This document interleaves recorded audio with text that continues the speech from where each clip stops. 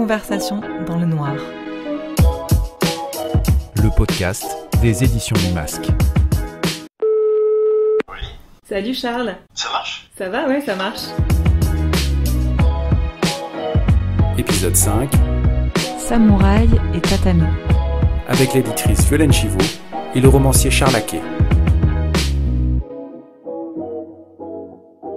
Comment tu vas? Ça va très bien. Comme une personne qui retrouve un peu goût à l'extérieur, qui revoit le soleil et les gens, et ça fait du bien. Parce que t'étais confiné où toi?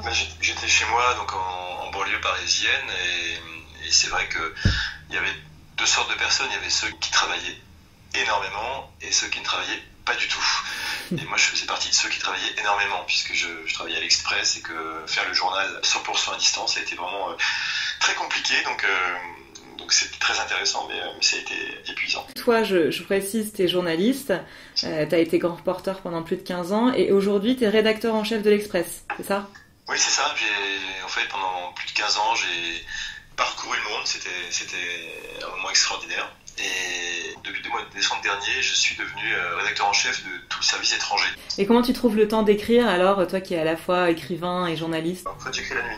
C'est-à-dire que dans la journée, dans la soirée, le week-end, j'ai une vie normale. Et c'est-à-dire que j'essaie d'avoir une vie de famille aussi, ça se voit pas trop que je suis aussi écrivain. En revanche, le soir, quand tout le monde se couche, je me métamorphose et c'est là que j'écris et que je fais mes romans. Et tu dors pas, donc c'est ça, comme les politiciens, tu dors 3 heures par nuit? 5.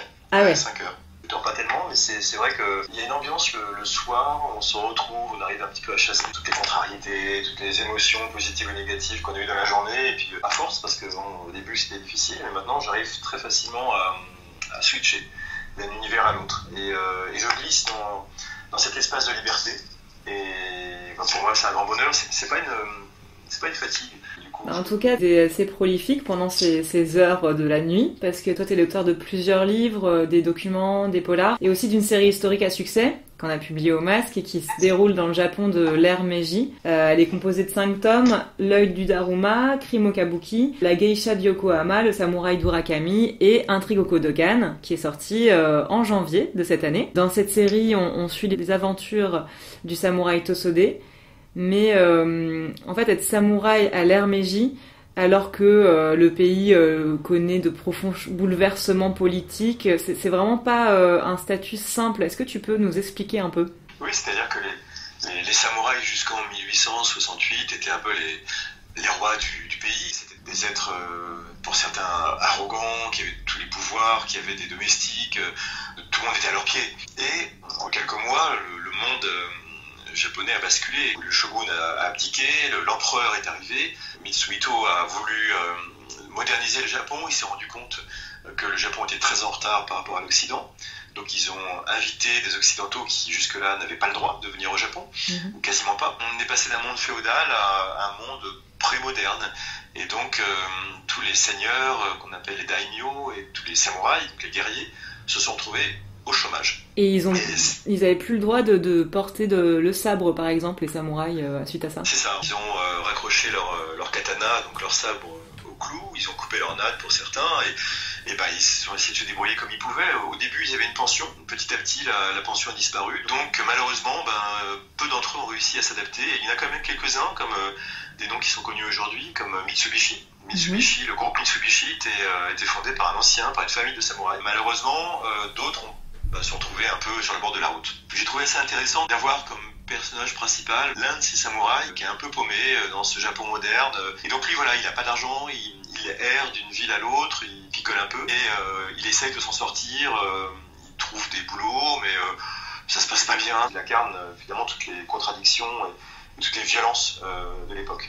C'est le moment où le Japon s'ouvre à l'Occident, et c'est vrai que ça crée un monde un peu fascinant, le fameux japonisme de la fin du 19e siècle.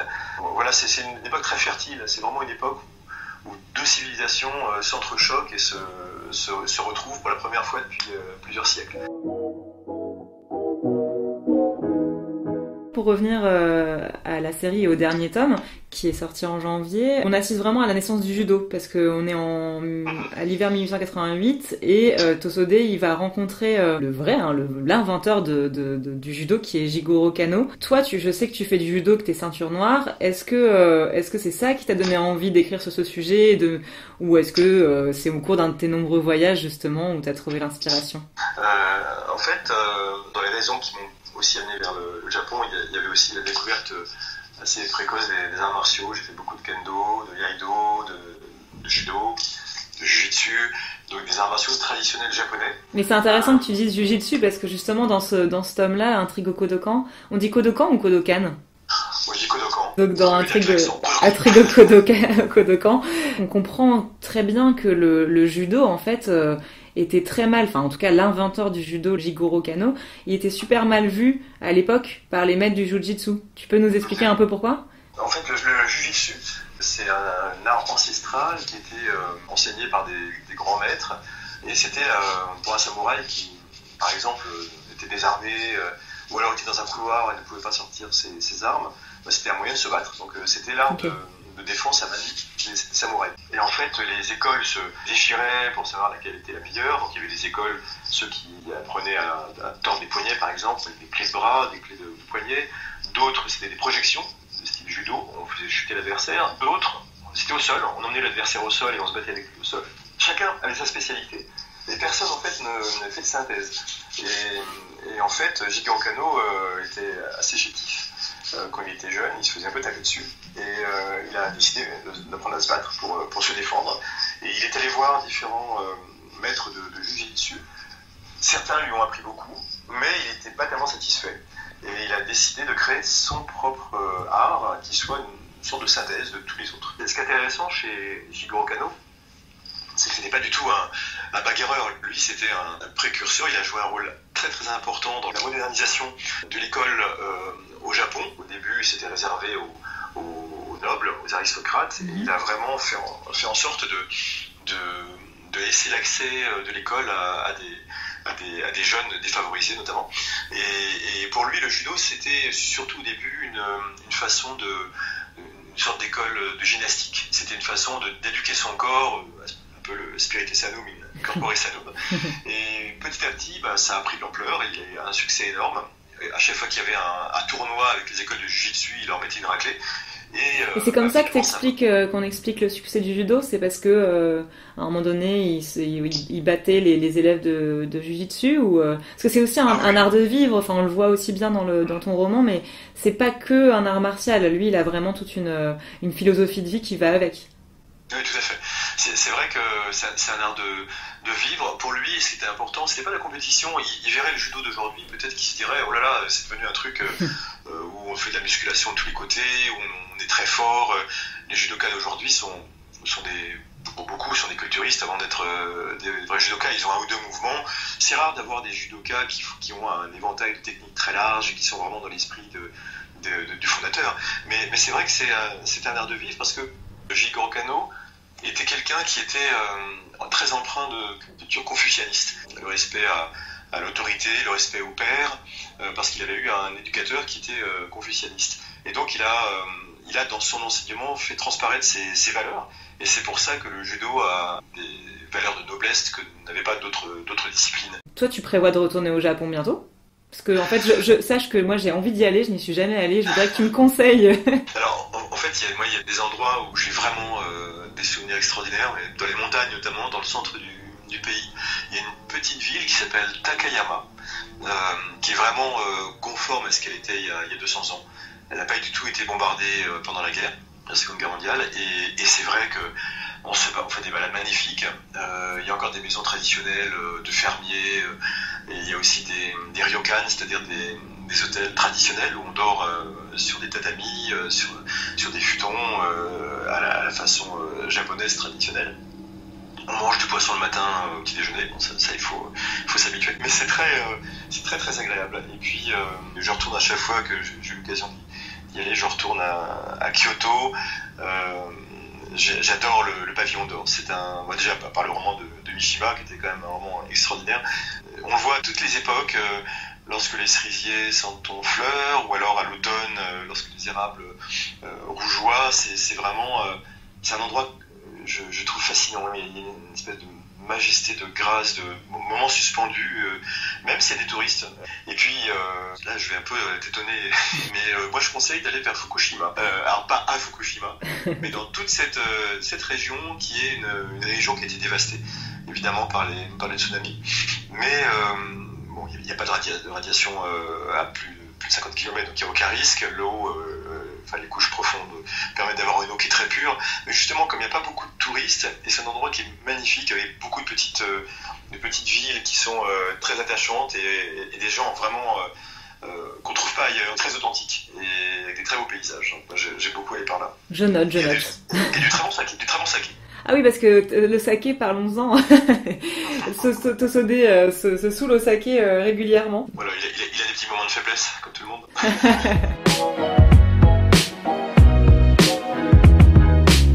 Conversation dans le noir. Tu lis quoi, toi, en ce moment ? Je lis un livre d'édition du Masque, figure-toi. Le bon élève. Non, c'est pas par feuilletage, c'est vrai. Je suis en train de lire Dans l'œil de Jean Elishab, et j'adore Monza et la cantinière Mamabé.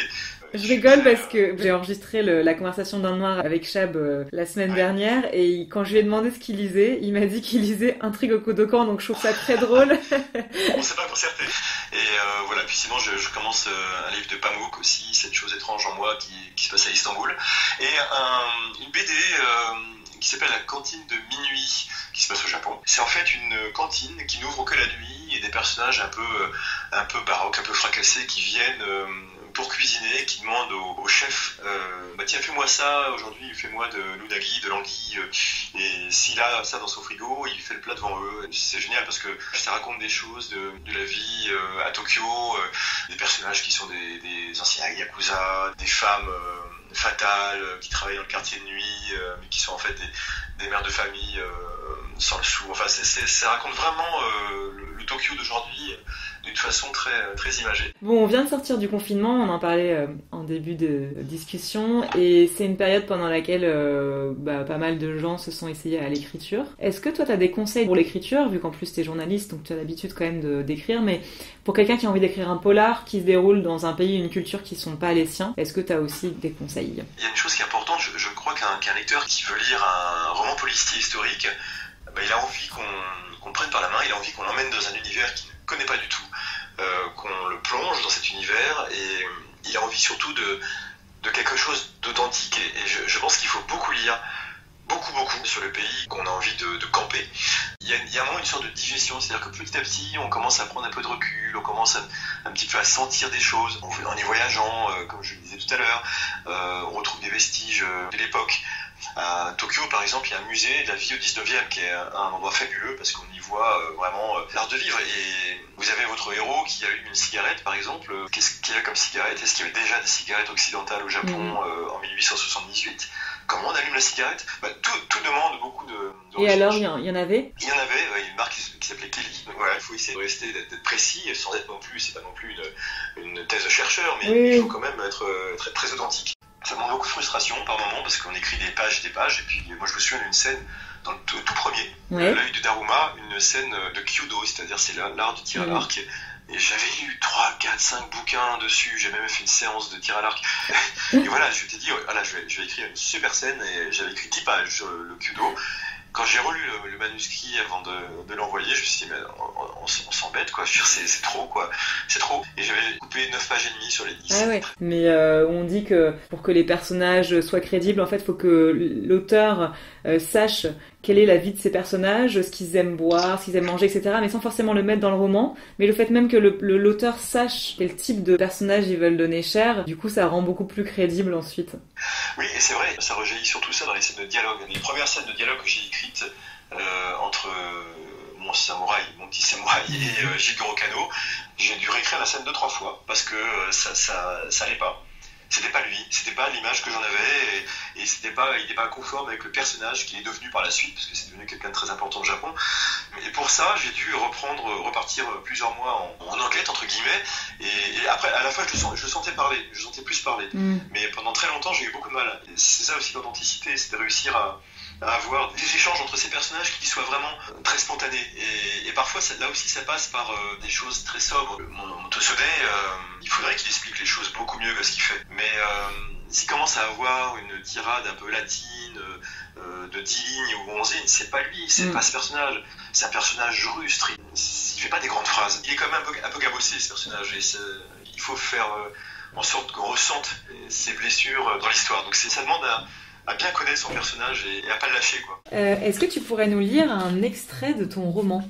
Oui, bien sûr. En fait, c'est un extrait, c'est une scène au début du livre.